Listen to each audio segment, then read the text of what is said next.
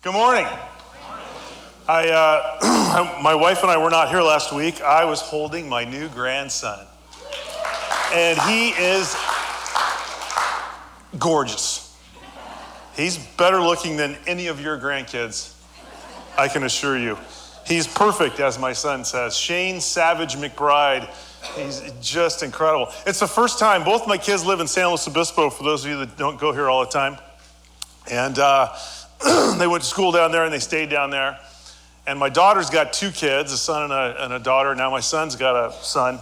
And it's the first time we had to conquer and divide. You know, like Linda would go to one house to help them and I would go to the other house. And that's just never taken place. We finished the rest of my son's front yard, so I was quite exhausted and ready to come home and rest a little bit and teach. You ready for the Gospel of John? You ready for another weird passage? I assign all the passages. I don't know why I assign myself all the really, really weird ones. And by the way, Sheedies, this is heavy commitment. Yeah. This is front row.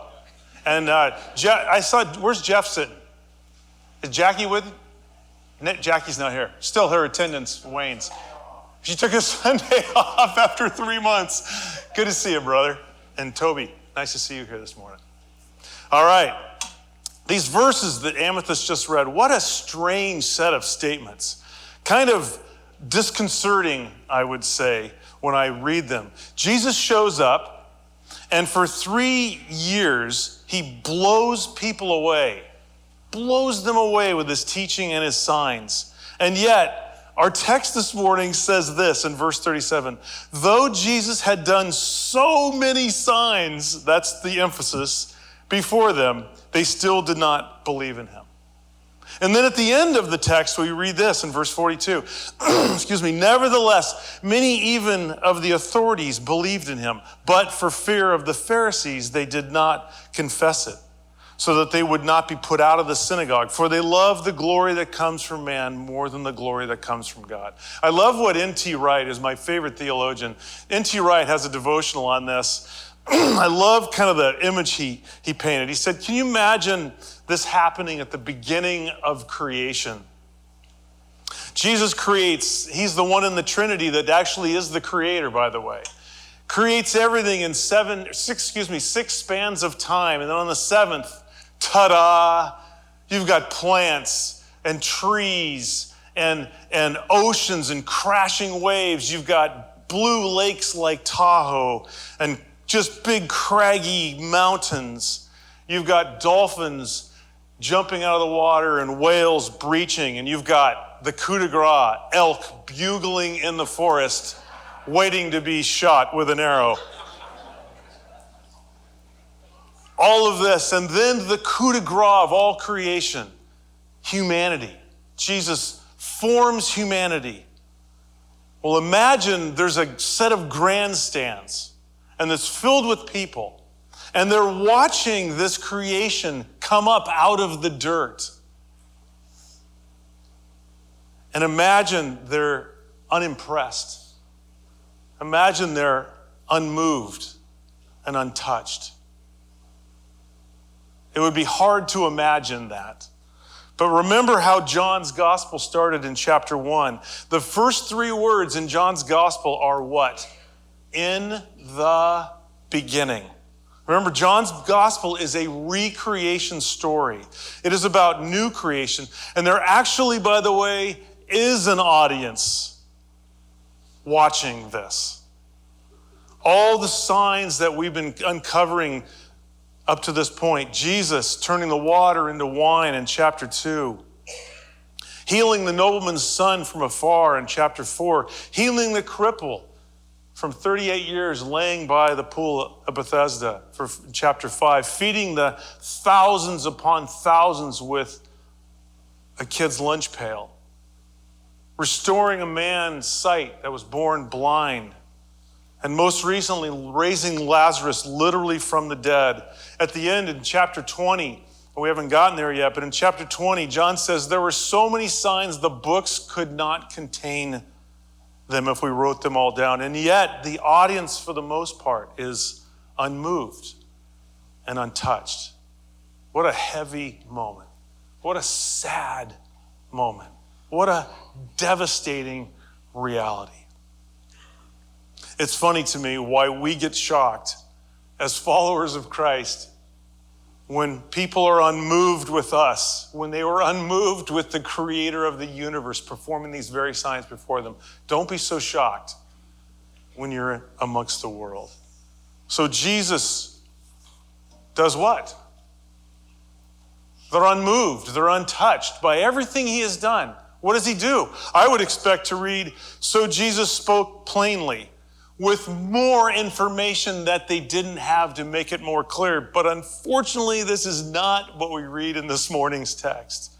We read this, therefore they could not believe, for again Isaiah said, he has blinded their eyes and hardened their heart, lest they see with their eyes and understand with their heart and turn, and then I would have healed them.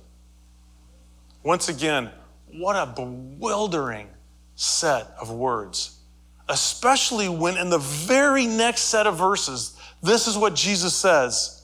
Verse 45, but whoever sees me sees him, meaning the Father who actually sent me. I have come into the world as light, so that whoever believes in me may not remain in darkness. Jesus came to make God the Father make sense. Jesus came so that God the Father was obvious. And then we read this, blinding people and hardening their hearts so they can't believe. Did Jesus really keep people from grasping him? Does Jesus hold back information from humanity at certain times, even though they're seemingly headed for a cliff? Does he withhold from us when we are unmoved by his movement around us? How do we process this weird set of verses? Why would he do this? I read this book recently, and it was an average book, but I got a quote out of it. If I can read a book and I get one nugget of wisdom, it is worth the 10 or 15 hours every time for me. And there was an amazing quote. I'll never forget it. He said, do not question God, rather question your understanding of God. Isn't that a great quote? Remember what Brian said of several weeks ago. We do not evaluate God through our circumstances. Rather, we evaluate our circumstances through our understanding of the goodness of God. So, how do we process this? Let's do this by simply trying to ask and answer 3 questions this morning. First of all, does God in fact withhold information from humanity at times? I mean, that's what it looks like. Does he really do this, or are we just reading this wrong? And then if he does, why would he do it? What purpose could he possibly have? And then finally, what should our reaction be to this then? So let's start with this whole idea about withholding information from humanity at times. Does he do it? Verse 40 again. He has blinded their eyes and, here it is, hardened their hearts. When we read this quote originally, it's from Isaiah. We should immediately, if we're familiar with the ancient text, we should have our attention drawn all the way back past Isaiah. Isaiah is around 700 years before Jesus shows up. We should blow past Isaiah to the second book of the Bible, the book of Exodus. This is right out of the pages of Exodus when it says that God hardened Pharaoh's heart. See, John is borrowing from Isaiah, but Isaiah was borrowing from Moses. In Isaiah's day, Israel was obstinate and refused to trust God and follow God, and instead they spiraled down in absolute immorality and idolatry. They were unmoved, untouched, and God had to step in to move these people of his. Well, something very similar happened in Moses' day with Egypt. Similar to Jesus, when God had Moses go to Pharaoh to say, God wants my people to not be slaves anymore. He wants you to free my people. When he did this, right, he did a series of signs. There's our word again. 10 actually. 10 wondrous, crazy, explosive explosively frightening, obvious signs, like frogs and water that turned into blood, gnarly stuff.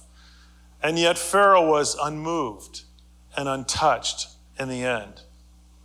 Oh, there are moments when it seemed like Pharaoh might wake up, where he might come to his senses, where he was cracking just a bit, but then he would revert to his old obstinate self.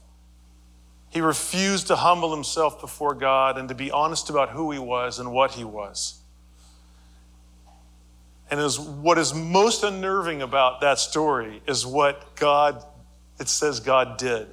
This is Exodus 9:12. But the Lord hardened the heart of Pharaoh, and he did not listen to them, as the Lord had spoken to Moses. Now again, that doesn't read well to me. When you read this at first glance, it appears God is performing these signs before Pharaoh and the Egyptians, and then when maybe, just maybe they're going to get it, God goes, nope, not going to let you. Not going to let you. I'm going to harden your heart so you don't get it, so that I can just torture you more. Kind of sounds to me like it flies in the face of this notion of free will. The same thing was going on in Isaiah's day, which is quoted in the Gospel of John. Israel is steeped in flagrant immorality and rebellion to God, and Isaiah is supposed to speak to them for God, knowing, by the way, it will make matters worse. Yet God sends Isaiah anyway. So what are we missing? What is going on? God seemingly is keeping people from grasping him and the situation. He hardens their hearts, is what the verses say. We have 3 examples already where God hardens Pharaoh's heart with Moses. He hardens Israel's heart in Isaiah's day. And now we have the people around Jesus. They saw the signs and they were unmoved and untouched. Well then, how can people be blamed for their decision in their lives if God is hardening their hearts and keeping them from believing? If this is what it means. Does God do this with us? Does God keep us from hearing things? Does God keep us from knowing certain things?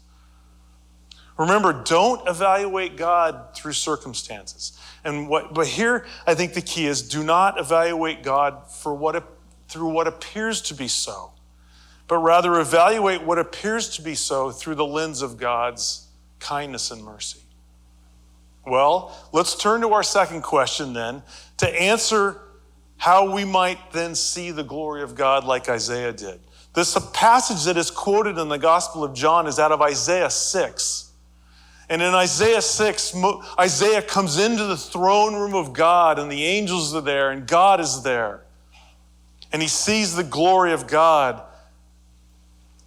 And even in the midst of this difficult set of statements, Isaiah begs God to allow him to be his mouthpiece to Israel, because he is moved by God's greatness. His hardening of the people of Israel does not push Isaiah back.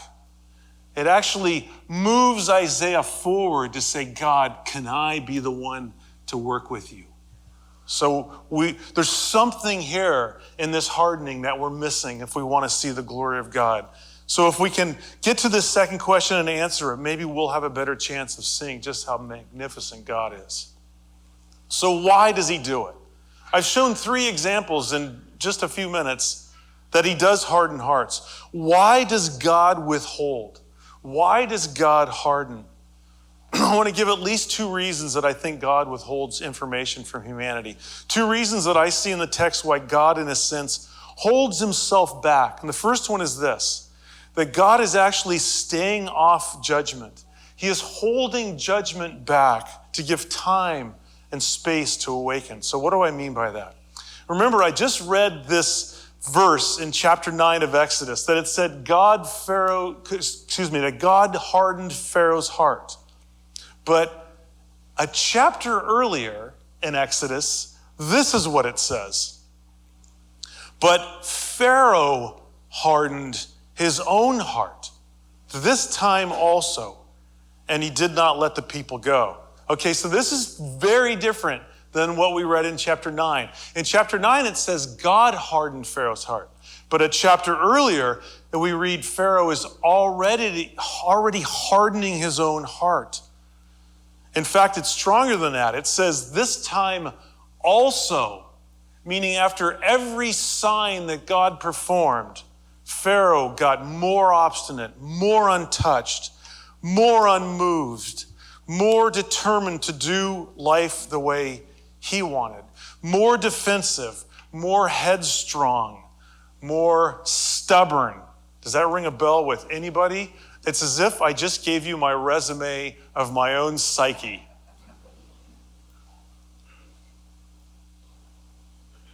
Doesn't it just suck? I'm borrowing from Jerry Grassi. To be wrong. Don't you hate being wrong? I hate being wrong. I think being wrong is one of the worst things in life. It's just feels awful, especially if it means the other person is right, especially if it means they're right after you've been insisting you were right for a nice period of time. Linda and I developed this game decades ago. We've been married for 37 years now. We developed this game. And before, it's when we were actually fighting. Now we really don't fight hardly ever, ever, ever. And so now it'll be over stupid stuff like, I don't know, how tall is Katie Holmes? I mean, just worthless information. And I'll say 5'1", she'll go, no way, she's 5'3", and we'll argue back and forth. Or maybe it's a memory of like an argument we had 20 years ago, or something about our past or our history or our house or whatever. And both of us will be insisting. And we always bet on it, by the way. Before we clear the air, we lay a bet. We lay a wager between the two of us. And we play this silly game because it really helps us. And the game ends this way. If we find out, which is usually the case, I can say this because she's not here this morning. If she's wrong, now you know I'm lying, and I'm right, at the end of this little shabacle, I say to Linda, and what do you say? And she says the words that are like ointment to me. It's like God is anointing me with this heavenly oil. You were right, Doug. Oh, it's beautiful. I even got a clap there real quick. They're glorious words. It's a silly game to remind us that being right means just about nothing compared to being connected and intimate with each other. Paul Tournier, a famous Christian psychologist, said this: the worst thing is not being wrong, but being sure one is not wrong. So what's going on with Pharaoh? You see, Pharaoh's heart was already hardened. So what's God doing? He's using judo. My Uncle Howard, who passed away years ago, he knew judo. And I remember being a boy and Uncle Howard would explaining to me how judo works. And judo is different than a lot of the other martial arts because judo is just using somebody's momentum with them. So if somebody's pushing in one direction, you're just bringing their momentum in the direction they're already going. God is allowing Pharaoh to go in the direction he has chosen in the hopes that as things get worse, he might wake up. Pharaoh wants to be right, according to Pharaoh. Every sign through Moses was greater than the one before it. Every sign is a greater chance at seeing reality. When we see hardened, what is God doing? He is staying off immediate judgment to leave time for us. See, Pharaoh made this decision to sin and harden his heart. And instead of judging Pharaoh the first time, there shouldn't even have been a sign. There shouldn't even have been a plague. He should have said, Moses, go tell Pharaoh, I'm done having you guys be slaves, and let him go. And the first time Pharaoh said no, what should God have done? You're done. But God doesn't do that. He goes, maybe frogs will wake him up. Maybe a little blood in the Nile will wake him up. Maybe, and this is going to sound brutal, maybe if I just take the firstborn, not the entire family, maybe that'll wake him up. Every time begging this guy to wake up. But he won't do it. And as a result, God is seen as absolutely just and merciful. It is literally temporary suspension of God's judgment that otherwise would have been immediate to allow time to escape and to soften and wake up. Time to let go of the ego that so wants to be right. The text is implying then that God gave them time to make peace, but they wouldn't. We should see the utter kindness of God in this. Even though it is worse for Pharaoh in that moment as each sign came, the probability goes up each time. Think then about the people not believing in Jesus as this moment in our passage unfolds. They cannot seem to get it. So what does Jesus do? He holds back. And look what he does next. He resurrects to give the greatest sign of all. He then appears to the disciples. He then explains to the disciples all of the Old Testament and how he has fulfilled everything. And then those same disciples go to the people that saw the signs and didn't believe and heard the teaching and didn't believe. And in the beginning of the book of Acts, what happens? Thousands of people give their life to Christ. He holds himself back literally to allow humanity, us, to obstinately head in the wrong direction, even after repeated warnings to try to give us a greater opportunity. This is exactly what God did for me in junior high and high school. He just let the line out and let the line out, and I just kept going. I had this hook in my mouth for so long I couldn't feel it anymore. And the more farther the line got out, it just kept saying, well, apparently you can have your cake and eat it too. And I went all the way to my freshman year in college, and then I just fell apart.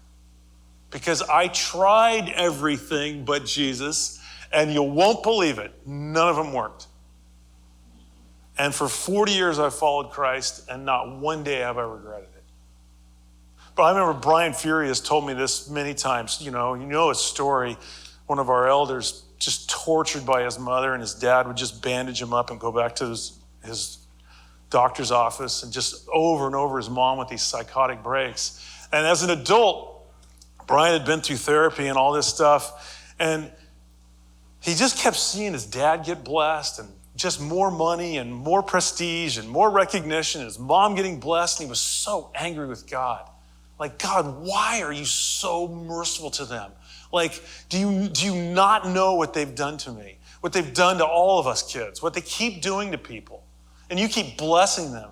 And he said, it's clear as day, God said to him, would you prefer I not be merciful at all? Because that will also include you. And he said, in that moment, my heart changed because I realized the kindness and the mercy of God. Well, there's another reason I think God holds back. And that's simply, we just can't handle the information. We can't handle the truth, I believe is the statement. On the road to Emmaus, after Jesus is resurrected, he meets a couple of dudes. And the text says, which I find it really strange, but we don't have time for that. They don't recognize him.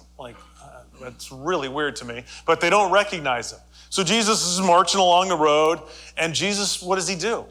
It says they didn't believe in him because he kept them from believing, which is, again, that hardening thing. They weren't ready. But now he says, I think they're ready. So he begins to unfold the scriptures to them. He begins to explain the scriptures and then how it fit with what Jesus had done. And then he begins to ask them questions and open their hearts, and they break bread and they come to believe in him. They get it. They saw. Well, the reason he didn't open it all up before, because it would have been too much. Do you ever have a conversation with your kids, particularly if they're young, and they ask you a question, and you give them about a 10% answer? Do you ever do this? Well, of course you do, because they can't handle all of it. I do this all of the time when I meet with people that are seeking advice and counsel and direction in life. I measure what they can take. I measure what is best for them. I measure where they're at in the moment, and I speak to where they're at and what might work best, which is going to sound strange for those of you that I meet with regularly or have met with, because you're going to think, if you're holding back, what's the bullet in my forehead from?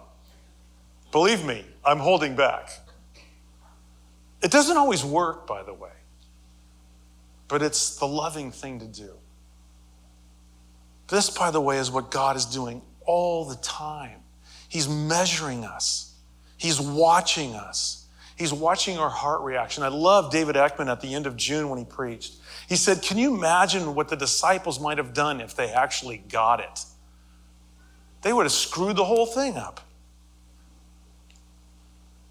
When I was 19, God called me to be a pastor. I can tell you now at almost 60, thank you, Jesus, for not explaining to me what that was going to entail. If you have raised kids, and I don't mean raised kids like a 15-year-old or a 16-year-old. You haven't raised kids yet, by the way. If you've raised kids and they've left the home, by the way, that's not enough either. And then they got married, and then you welcomed in the in-laws, and they've had kids and you have grandkids. And you look back, aren't there moments where you go, gosh, man, if I'd have known all this, I think we would have gotten some bunk beds. I don't know if that was such a good idea.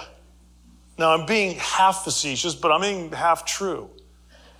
Again, this is simply the mercy of God. So then what is our response to this? What should our reaction be to this idea?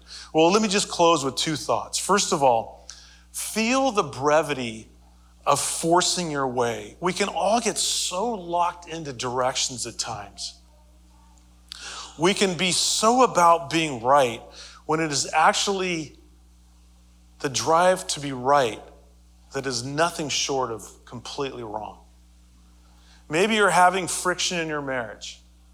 And maybe, just maybe, you're so frustrated with your spouse and what they are not for you that you can't see what you are also not for them.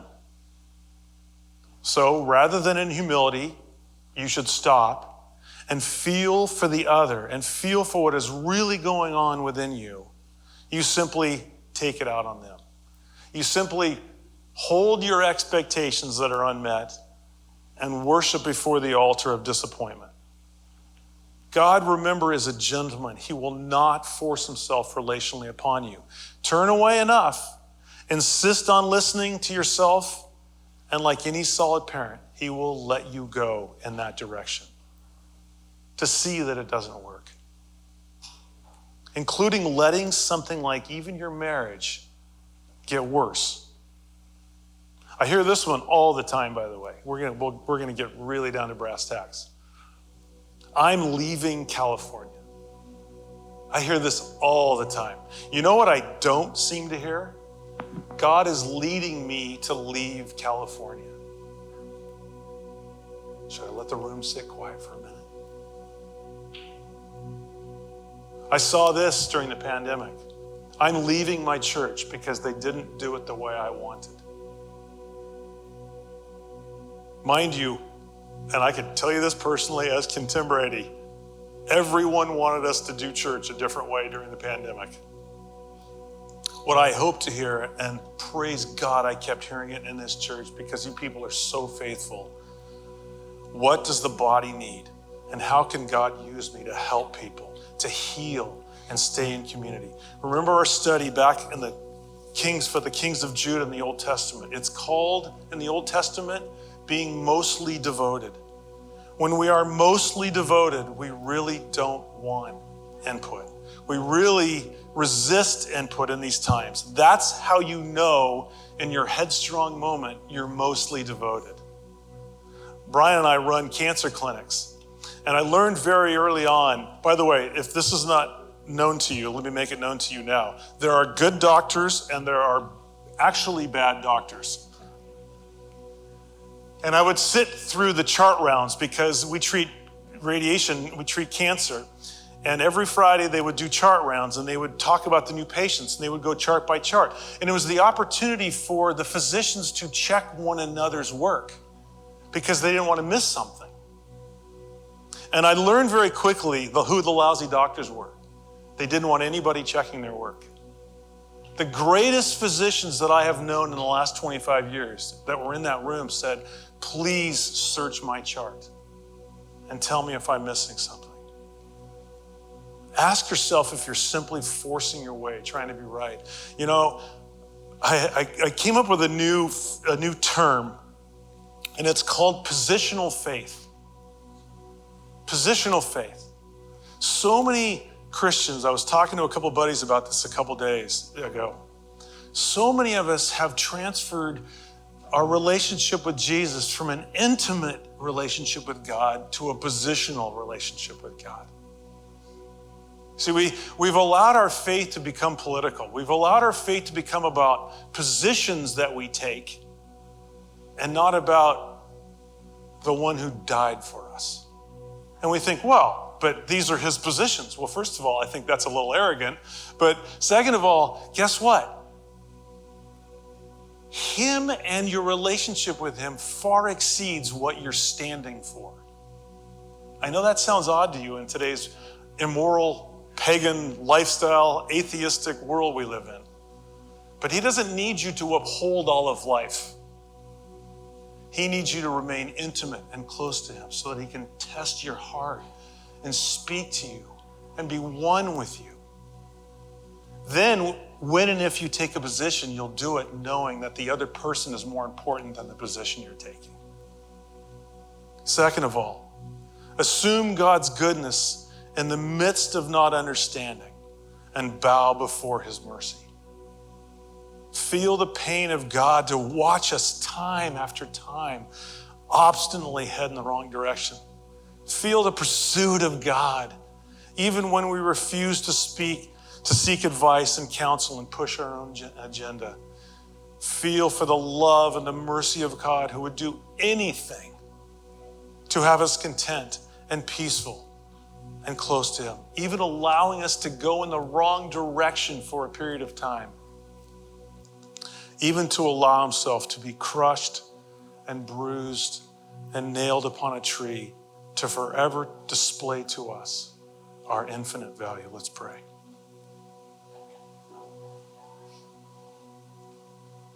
Oh, the wisdom, Father, the wisdom that you navigate life with. We thank you that you're a just God. You do not sit well with people hurting each other. You do not sit well with how ugly this world is. You do not sit well with darkness. We praise you for your justice. And we praise you for your kindness and mercy. That you hold back judgment. You hold back that decision. You wait on high, at the edge of your seat, as the prophet said, longing to be gracious to us.